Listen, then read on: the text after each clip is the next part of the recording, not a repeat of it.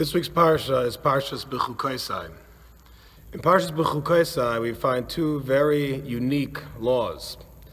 The first one is that if a person decides to donate his house or his car or anything of a value to the temple, the assumption is that he is donating the value of that object, and he has the ability to redeem it by paying the Kohen, paying the temple. Well, the Kohen is the representative of the temple, the amount of money that it is valued at. Now, the law states that he has to add a fifth. That's the first law. Second law is that if a person consecrates a sacrifice, and it's a specific animal, and he decides that he wants to switch it with another animal, whether in his estimation that second animal is better or worse, the law states that both animals become consecrated. Not only has he not transferred the holiness from A to B, from animal A to animal B, but both animal A and animal B are now consecrated. And he lost two animals instead of one. The commentators explain the reason for both of these laws is that a person can never trust themselves.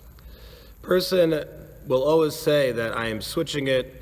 The reason why I'm switching this animal with the second animal is because the second animal is better, or because it's more economical, it's easier to transfer. He'll come up with some type of rationale.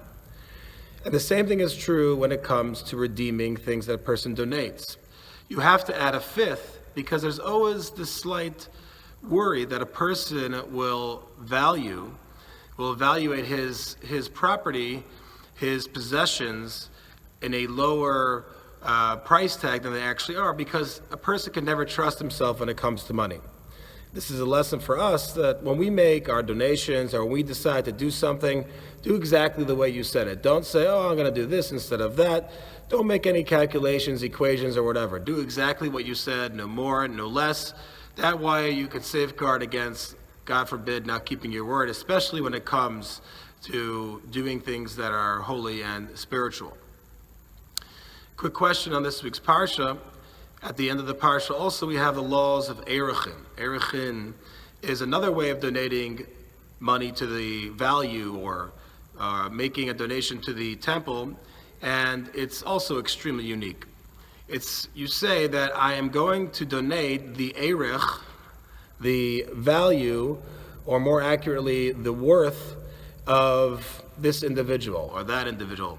Mr. Brownstein or Dr. Schmlustein, I'm going to donate his worth. Now you would think if it was the value or worth of the person, it would be dependent on their personal capabilities, or if God forbid they have a disability, or if they're super smart, or if they're a celebrated figure, if they're a leader, a rabbi, whatever it may be.